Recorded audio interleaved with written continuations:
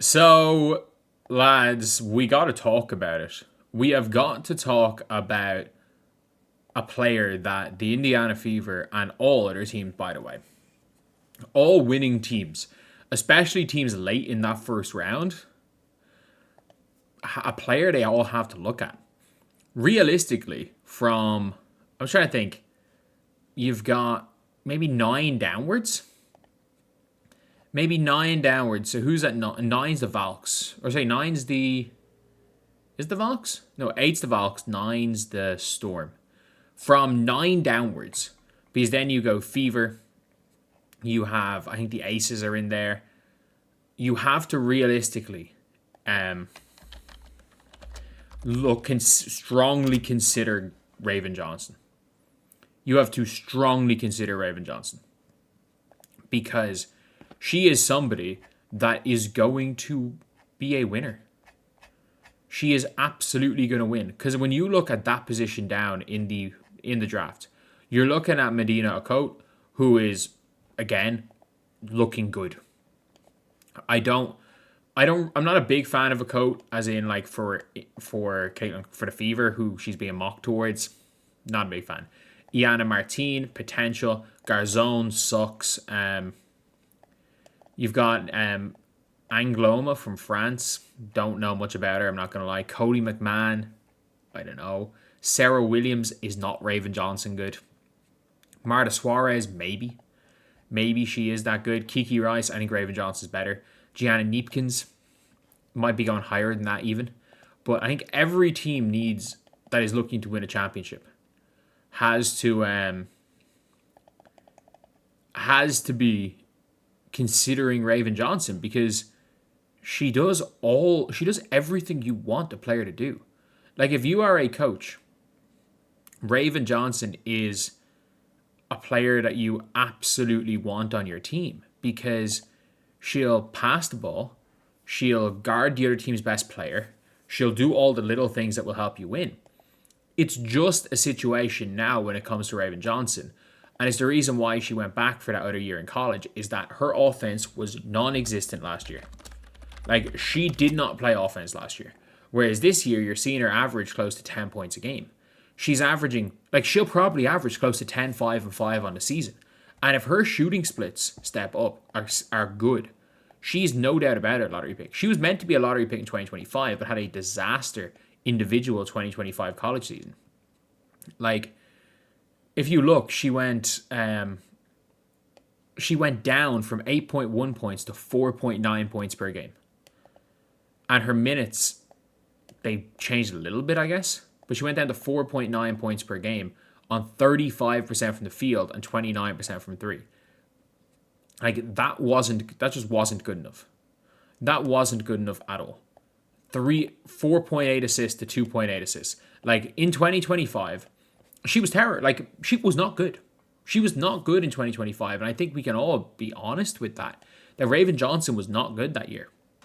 But the reason why she was so good in 2024 was why she was projected to be a top pick. And look, I don't think South Carolina are going to win an NCAA championship this year.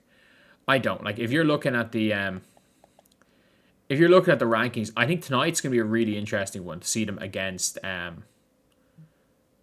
Texas. They're playing Texas tonight, aren't they? Yeah. Like, Duke, they killed Duke. Duke aren't great. But they're playing Texas tonight in a really interesting one. But we saw she just stepped right in yesterday. Bang, bang. Like, two big shots. Not a great percentage. But again, 10, 5, and 6. She kind of does a bit of everything. She'll feed the hot hands. She'll play defense. She'll be a glue player. And that's kind of what you need if you are like an Indiana Fever. Like, for me, I think she's an ideal backup point guard to a Caitlin Clark. Like, I don't think Caitlin Clark needs a vet backup point guard. I think you probably need a Raven Johnson. And you need a Raven Johnson who will happily play beside Caitlin Clark. Like, I think she's a much better version of what they hoped they were getting in Sydney, or what they were getting in Sydney Colson. Like, I think she's a much better version of that. And she's somebody who is a dog. And not only that, if you're the Indiana Fever, it takes her off other teams. It takes her off other teams so that she's not going to be guarding Caitlin Clark on other teams, which helps. Like, is she like an obviously, oh, the Fever have to draft her? No. Because I think the Fever off the bench, like, I think KK Timpson's she is a center. She is a center who's the size of a power forward, but she's got the length and athleticism to be like a small ball center. That's probably where she's going to be. But I'm going to be honest. I think Raven Johnson, Hannah Stuelke. I would love for the Fever to draft a glue guy. Unless you are going for purely upside in Janiah Barker, or you're willing to wait a little bit of time on Iana Martin, who's going to be a really good offensive point guard. I still think I would rather her than Garzone. I would rather her than Cody McMahon. I'd rather take Raven Johnson than a Coat. Because all of those, or even Sarah Williams. Kiki Rice is an interesting one. Kiki Rice is a really interesting one. But I still like the Raven Johnson pick. If I'm the Fever. I do like that pick. You know, if they play in South Carolina, we saw from last year. We saw what Tahina Paopao was able to do. Even though she didn't have a great super senior season in South Carolina. We saw her fall to 18 and she can play. Like, you know they can all play ball. Like, that's one of the things you know you're getting from a South Carolina player. Is you know that they're all going to be able to play ball. Like, are they going to be stars, especially at the guard position? No. They're absolutely not. Fever don't need a star. Like, they don't need a star at all. Like, they need role players. And you've got, like, there's one very clearly available. And by the way, I don't mind taking Hannah Stuelke either. But, like, I think that's what the Indiana Fever should probably go towards in the draft. I think a Raven Johnson is a better pickup than a Garzone.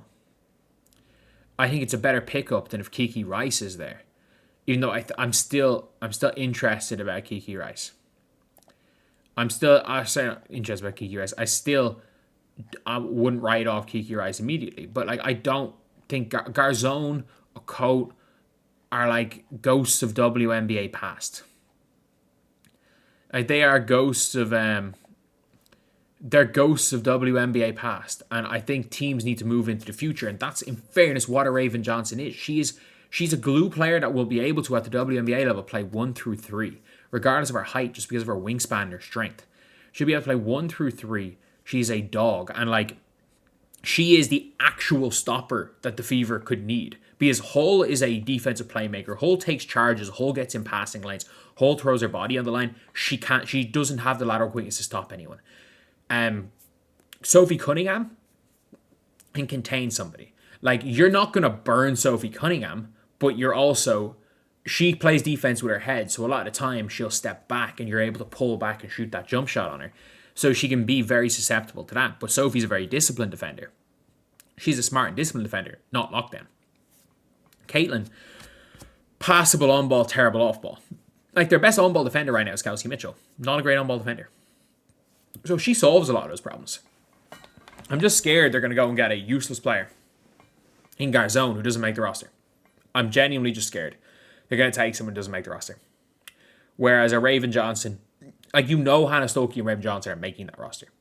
And look, if Stuelke is someone that they believe 10 is too high for, because I know that there's always taken into account with drafting.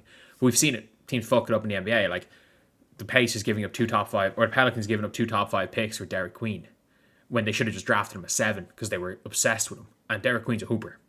But yeah, anyway, that's pretty much it, lads. Let me know what you guys think. I'll see you guys.